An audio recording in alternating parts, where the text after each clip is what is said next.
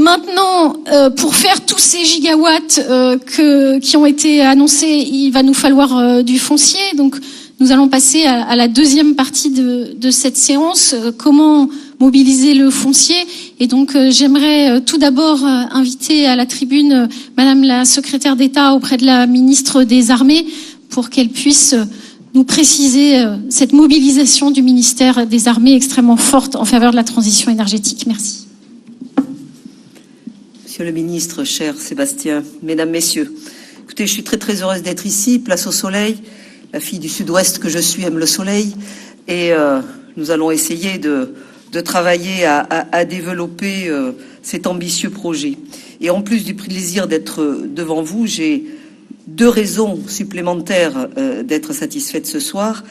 C'est que d'abord, nous allons participer à la concrétisation d'une volonté politique forte du président de la République, du Premier ministre, de l'ensemble du gouvernement, et que les armées veulent apporter une contribution très volontariste au plan porté avec enthousiasme et persévérance par Nicolas Hulot et ici aujourd'hui par Sébastien Lecornu. Ensuite, deuxième raison d'être vraiment satisfaite, c'est que par ce biais, nous allons contribuer à mieux faire connaître la richesse, la diversité de nos armées et des activités de nos armées et de nos personnels. Notre armée est une armée moderne. C'est une armée avec des idées du XXIe siècle et qui veut répondre aux enjeux de notre temps. Oui, les armées sont depuis plusieurs années pleinement conscientes des enjeux environnementaux et de leurs responsabilités pour limiter l'empreinte écologique de leur activité. Et je vais vous parler un peu de nos armées, pour que vous sachiez un petit peu ce qui est développé dans les armées sur le plan environnemental. On sait trop peu que les armées se sont complètement appropriées les questions de production d'énergie propre, de performance énergétique, de gestion des eaux, d'éco-conception des matériaux de défense, d'achat durable, et puis des pans humains aussi du développement durable, l'égalité des chances, l'insertion professionnelle des jeunes en difficulté, l'innovation, l'accès aux commandes publiques des PME, PMI. Je rappelle d'ailleurs le plan Action PME récemment présenté par Florence Parly. On sait aussi trop peu que depuis plusieurs années, certaines de nos unités militaires sont aujourd'hui autonomes en consommation d'énergie, que nous gérons 3500 installations classées, que la Marine nationale participe à la lutte contre la pêche illégale d'espèces protégées. Je vous parle aussi de biodiversité. Que nous avons sous notre responsabilité 100 000 hectares protégés, dont 40 000 en Natura 2000. Il n'est donc pas question d'y mettre du photovoltaïque. Je voudrais répondre à l'intervenant précédent. Contribuant ainsi à la protection de sites, faune, flore remarquables et donc à la biodiversité. Cette gestion de la biodiversité sur les terrains militaires, nous la faisons d'ailleurs souvent en partenariat avec des acteurs extérieurs et je viens de renouveler 2 conventions, une avec la Ligue de protection des oiseaux et l'autre avec l'Union nationale de l'apiculture française. Je ne développerai pas tous ces thèmes, mais enfin je veux vous montrer combien nos armées participent quand même à l'environnement et au développement durable dans ce pays. Mais j'en reviens au thème spécifique des économies d'énergie et de la production d'énergie propre. Le ministère des Armées mène depuis plusieurs années une politique active en matière d'amélioration de la performance énergétique de son patrimoine immobilier et chaque fois que cela est possible, de conversion aux énergies renouvelables. Il y consacre chaque année plus de 50 millions d'euros. Ces actions s'inscrivent dans une stratégie ministérielle de la performance énergétique. La première couvrait la période 2012-2017 et nous engagerons d'ici cet automne dans une deuxième phase qui nous mènera jusqu'en 2023, stratégie qui est en phase avec les objectifs de la loi relative à la transition énergétique. Aussi, nous réalisons par exemple chaque année un contrat ou 2 de performance énergétique qui impose à l'unité concernée des objectifs de réduction de consommation énergétique, de réduction d'émissions de gaz à effet de serre et une incitation d'emploi d'énergie renouvelable. En 2017, par exemple, c'est à la base aéronavale de Llanbiway, en Bretagne, que vous connaissez bien, qu'un CPE a été conclu. Investissement 25 millions d'euros, dont les premiers résultats sont déjà très bénéfiques. moins 37% de consommation d'énergie, moins 70% d'émissions de gaz à effet de serre, plus 15,5% de production d'énergie renouvelable. En 2018, ce sera au tour de la base aérienne d'Orléans. Et depuis 2011, nous avons 6 dossiers de ce type qui ont été conclus par le ministère avec à chaque fois 20 et 30 millions à 30 millions d'euros d'investis.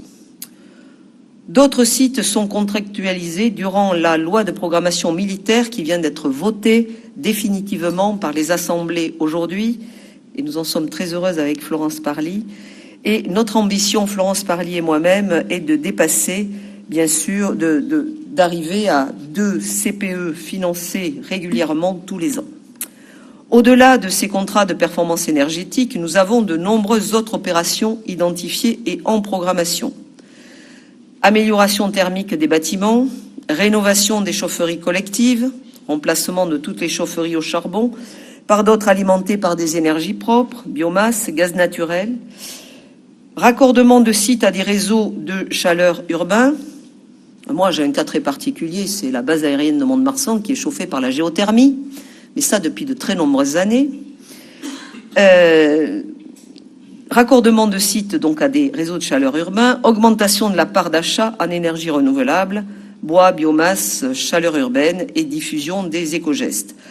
Donc tout un pan, toute une stratégie de notre ministère pour, d'une part, économiser l'énergie, mais également produire de l'énergie et être un facilitateur. Et sur ce qui est de la production d'énergie, d'électricité verte, puisque c'est notre sujet aujourd'hui, via des panneaux photovoltaïques, eh bien, je dois dire que le ministère des Armées n'est pas resté les bras croisés non plus.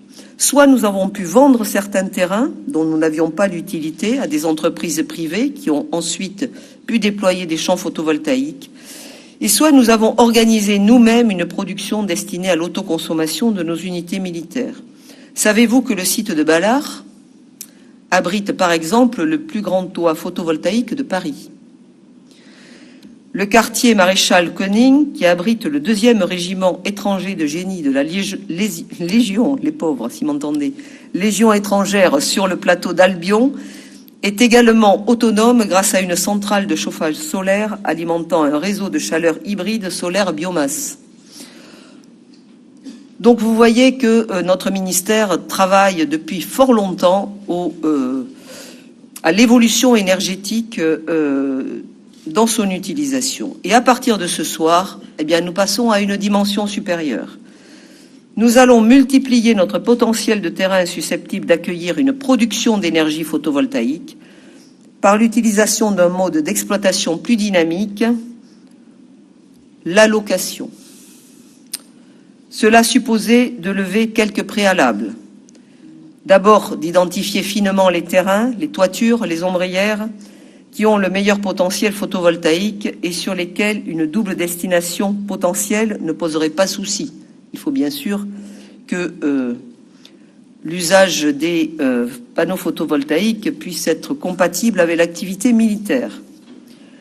Ensuite, par quelques simplifications et facilitations qui ont été rendues possibles par la volonté politique et notamment par l'action de Sébastien Lecornu, et je veux vraiment le remercier. Et maintenant que ces freins sont levés, le ministère des Armées peut s'engager dans ce plan pour mettre à disposition 2000 hectares de parcelles sur ces emprises afin d'y déployer des panneaux photovoltaïques. Alors j'ai entendu que c'était trop peu sur 260 000, certes, ça peut paraître peu, mais je crois que dans le projet qui est aussi aujourd'hui annoncé, il fallait que nous soyons pragmatiques et que nous soyons réalistes.